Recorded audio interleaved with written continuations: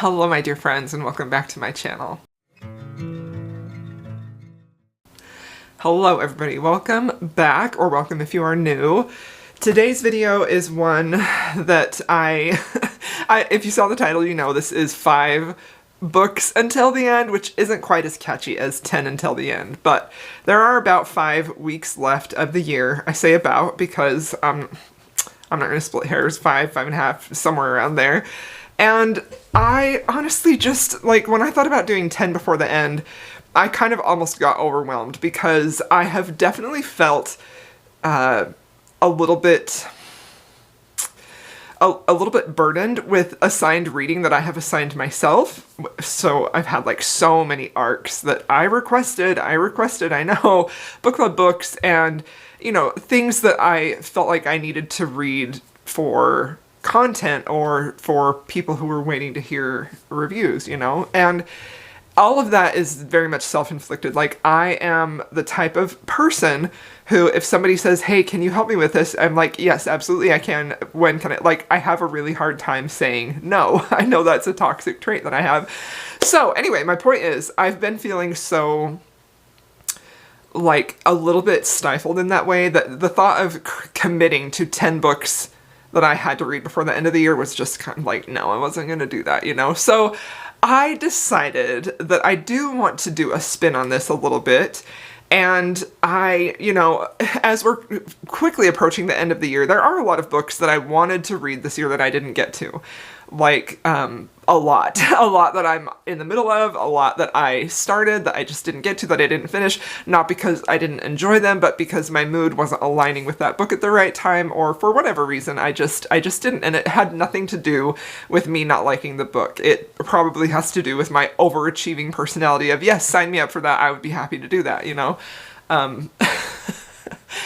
That probably is a trait that's passed down from my mother because, you know, in like elementary school or whatever, anytime an assignment was asked, I was like, yeah, my mom can do that. How many do you need? Because she always said yes, bless her soul, the wonderful woman. So anyway, 5 before the end. Not very catchy, but what I want to do with these books is specifically talk about 5 books that I am excited about to read right now. Books that make me want to stop everything and pick these books up. And as a reader, like, we always want to read, but I don't know if I'm alone in this, but sometimes I go through phases where, like, nothing is really exciting me. Nothing is really, like, even if I'm interested in it, it's not the type of book, or it's not, like, the type of mood that I'm in where I'm like, yes, I am so excited to read all these right now.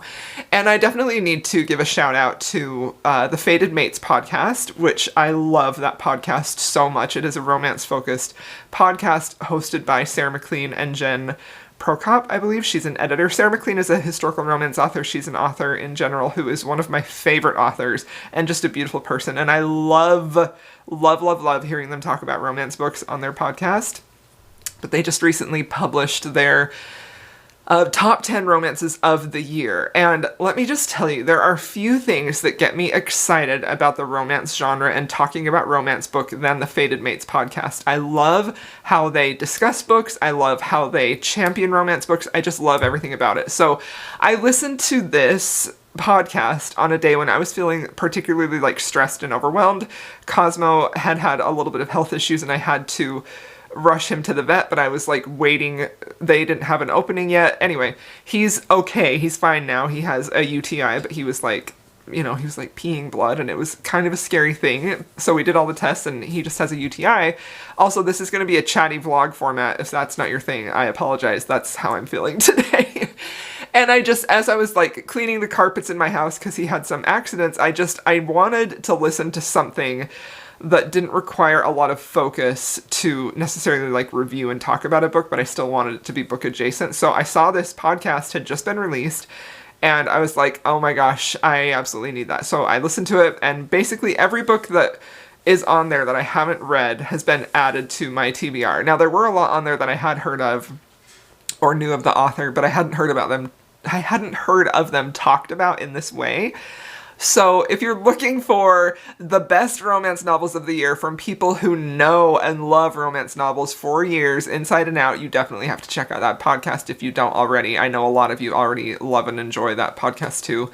So some of my books on here Actually, do all of them? No, not all of them. Some of them definitely come from there because I was just absolutely excited to read romance when I listened to this podcast. So there's no fantasy on here. This is just 5 romance books that I am so excited for that I want to read before the end of the year. So the first one is actually a book that has already been on my radar, but they did talk about in that podcast, and I also had just barely started it, and it is No Ordinary Duchess by Elizabeth Hoyt. Elizabeth Hoyt is one of my favorite historical romance authors. I love her books so much. I have talked about her a lot in previous videos in years past, but she hasn't had a new release come out in a long time. I think the last one was maybe 2020 or 2021. So this is the continuation of the Grey Court series, which is kind of a spin-off of her Maiden Lane series, kind of. It's very loosely a spin-off of that. And I just love this series so much. I love anything Elizabeth Hoyt writes. I find her writing to be very clever. I find her plots to be so engaging and well constructed.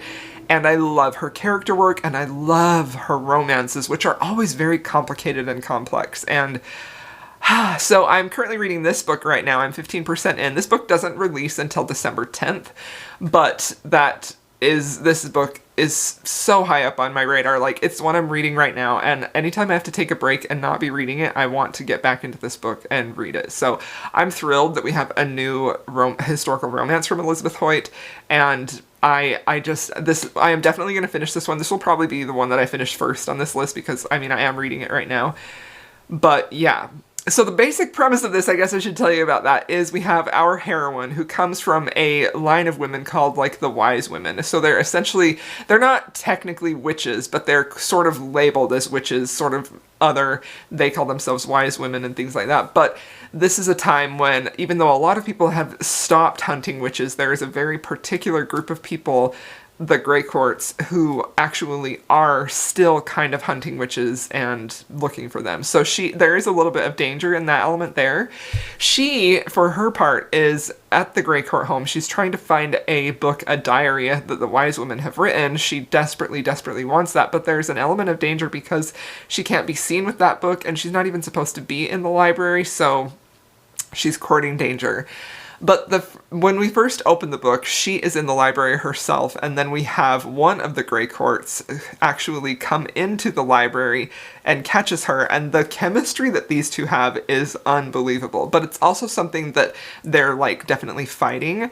The hero has what he considers to be a secret that he is keeping, that he doesn't want anybody to know, particularly women to know, because he feels like if they know this about him, they're not going to desire him or want him, or they're going to think him weak or something like that. So it's very, very complicated, but he is just continuously, like, fighting this desire that he has. And the heroine, for her part, she's a very strong woman. She is very, very strong, independent, and she is sort of swept away with his good looks and his gray eyes and everything like that, but not in a way that makes her feel like superficial or shallow or like that's all she's interested in. She is so caught up in this man and his persona, and even some of, like, the cold looks that he kind of gives her, that she just finds him very intriguing. So they end up teaming up together to protect his sister from the hero's evil uncle, and things happen from there. So I have full faith that I'm going to absolutely love this book, and I'm having a great time reading it so far. So, okay, now the next book that I really want to look at, that I really am looking forward to reading, that I actually hadn't heard of until I heard about on the Fated Mates podcast. I've heard of this author plenty, but I hadn't heard of this specific book, and it is The Last Days of Lila, Goodluck by Kylie Scott.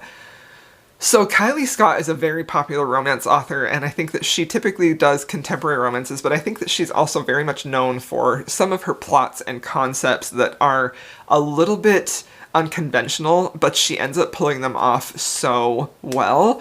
So this one sounds extremely interesting because we have our heroine who ends up meeting, like, a witchy woman who gives her this series of prophecies about her life. I think there's a series of, like, 4 or 5, and something like you're going to meet your soulmate, and then she lists off these other type of things that are going to happen to the heroine.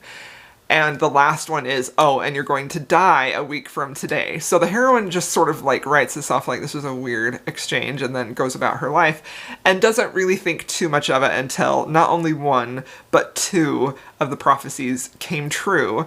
And then she's thinking to herself, okay, so then are they all true? Am I going to die within a week? And it's just, it sounds amazing. And I'm really, really curious to see what the resolution of this plot is and like how, if all of these prophecies are true, how is she going to not have that one be at the end? And one of the prophecies, it like names specifically who her soulmate is.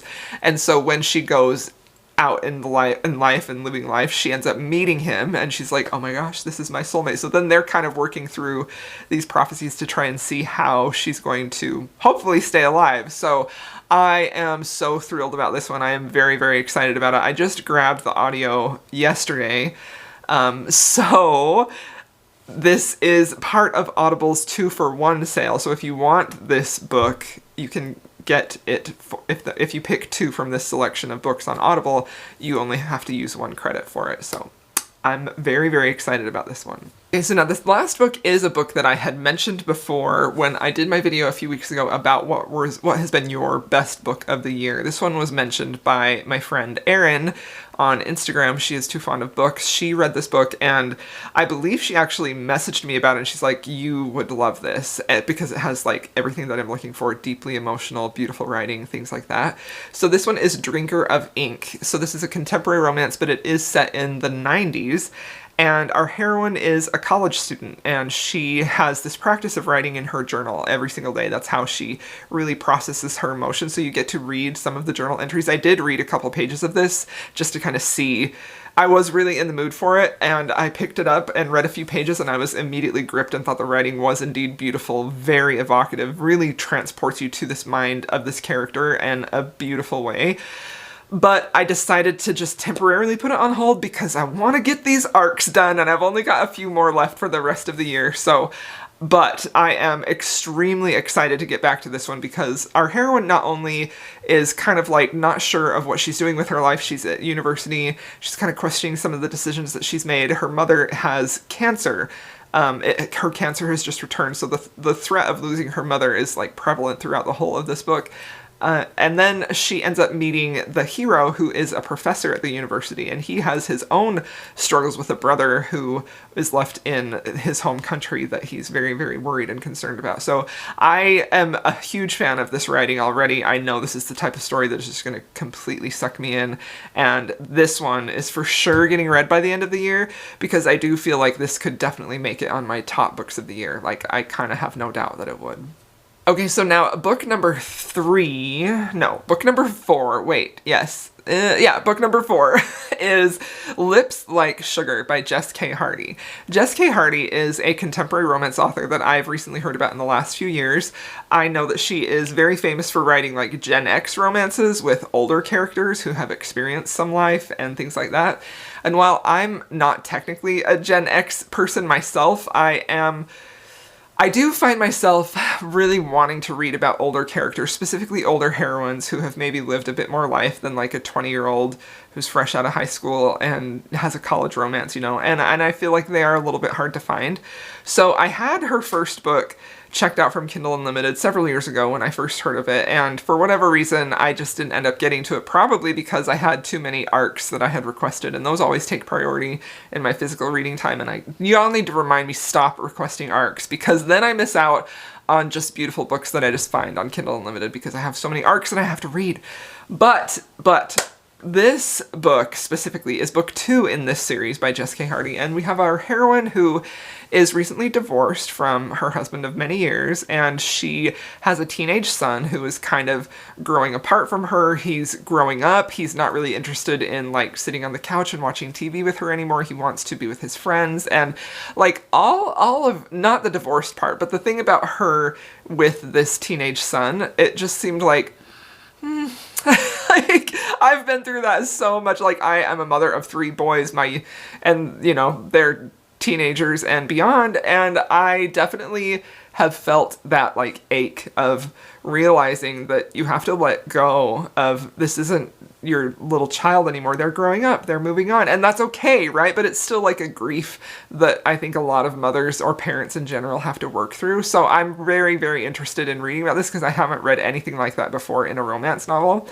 Now the question, of course, is where does the romance come into play? So our hero is a rock star. I think that he's like a drummer, like a very, very amazing, popular, very cool rock star guy drummer. And they live in separate states, so this is a long-distance romance. And he actually lives with his grown daughter. He is, I think I've heard them say that he's like a hot grandpa.